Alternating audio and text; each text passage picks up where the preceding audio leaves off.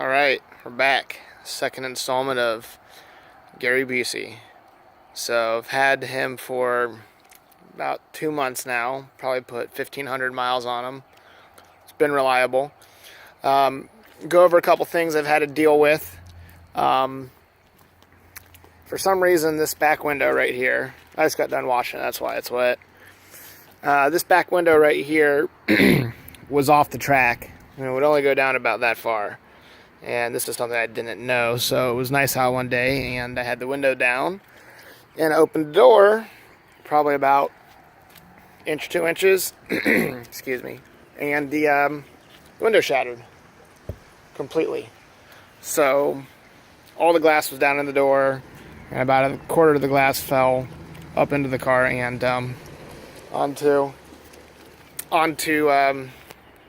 pavement and whatnot. So I replaced this with sheet of plexi, and I just clear caulked it right there and put a little tape on the inside. Good enough for me. I'm not going to spend hundreds of dollars on Mercedes glass, so there's that. I painted these rocker panels black with the black satin right there. I also painted the center caps with the aluminum. I'm going to take the wheels off here in the next couple of weeks and do a deep purple clean on them real good, and then spray them in the same aluminum color.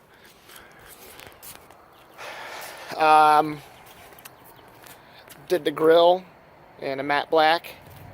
I think it looks better than that because it looked like crap anyways, because it was all moldy from being a million years old.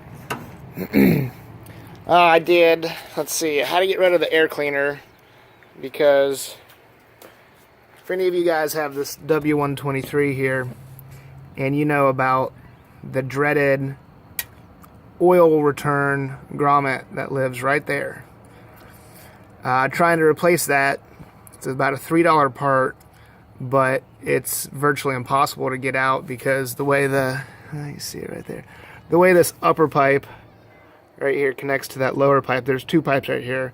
It's a bell housing, and the lower pipe is stuck up in it, and gosh, it's impossible to get it off. There's a pipe that runs from the back side of the cold side of the turbo under here that you have to get to with a special tool that I got from a place called Mercedes Source. He's on the YouTube, you can look him up. And I couldn't get it out.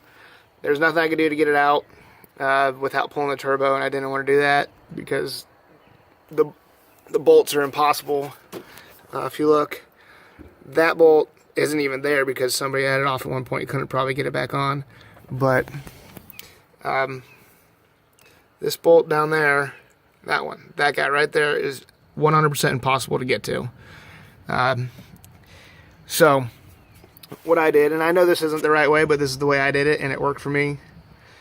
I cut that pipe in half, and then got the grommet in, which was tough, very tough. And then I put a piece of heat-resistant tubing on it, and then band clamped it together, put it back in.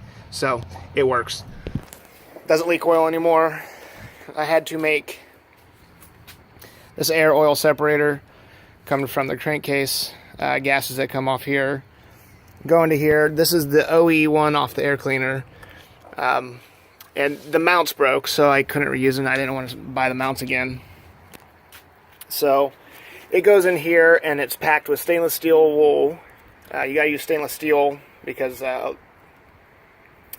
just regular steel wool will rust over time. Even though it's only oil, it will rust still.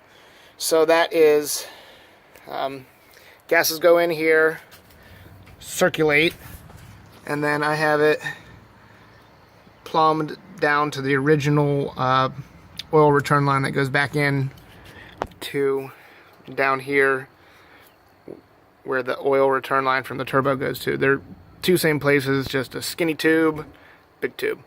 And then this is supposed to just go, the way Mercedes did it is they routed these gases that don't contain wet oil back into the intake, which doesn't do good things for your intake, clogs it up, it gums it up, and so I just have it And this is the way semi-drivers and things do it. They've been doing it for years. I just got it routed. Coming out right there. That's right. This is a better view of this under here. It's impossible to get this thing out.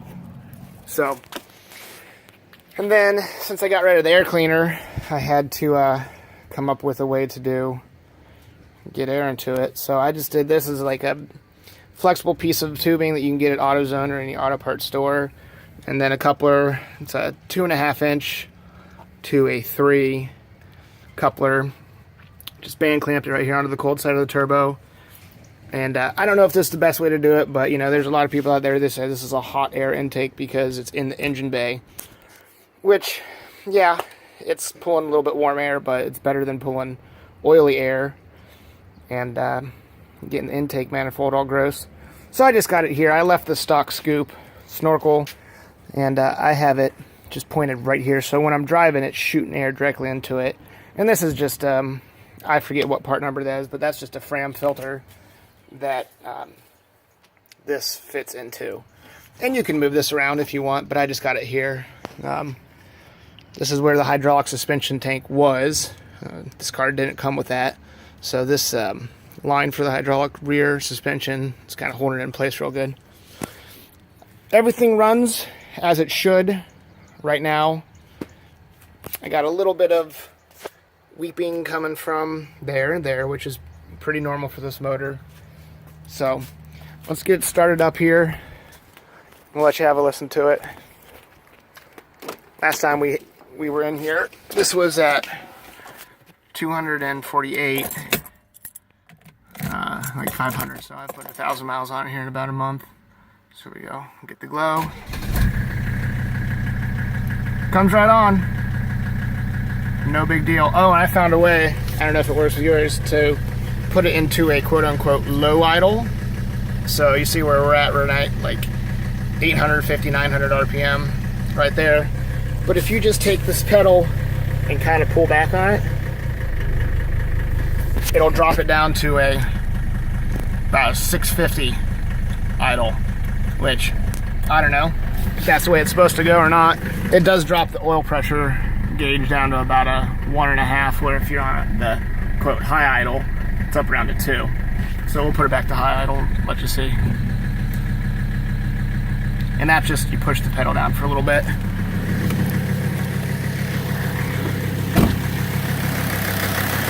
There we are.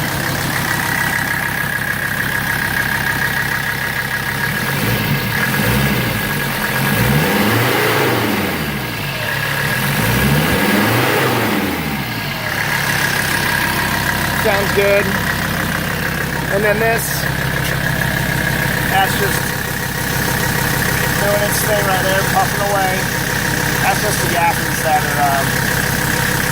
are, I call that my front exhaust. So we'll give you another little, see if it sounds any better. We'll give you another little straight pipe shot here. Now I'll put in the link when to watch this. Once again, I do use my shoe to prop things up, so let's hope this works. This is flip-flop, so there we go. It's too loud that close last time, so I'm gonna move it back.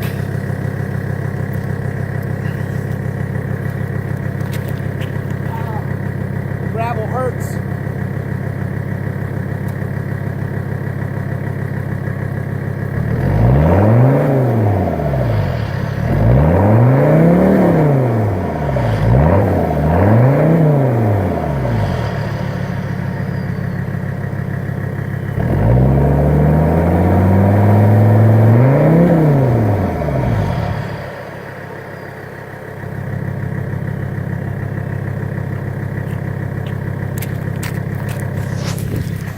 She sounds pretty good, and she's not smoking.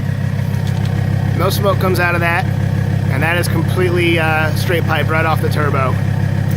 No cats, no mufflers, no resonators. So, hope you enjoyed it. It's a little walk around here at Gary, and until next time.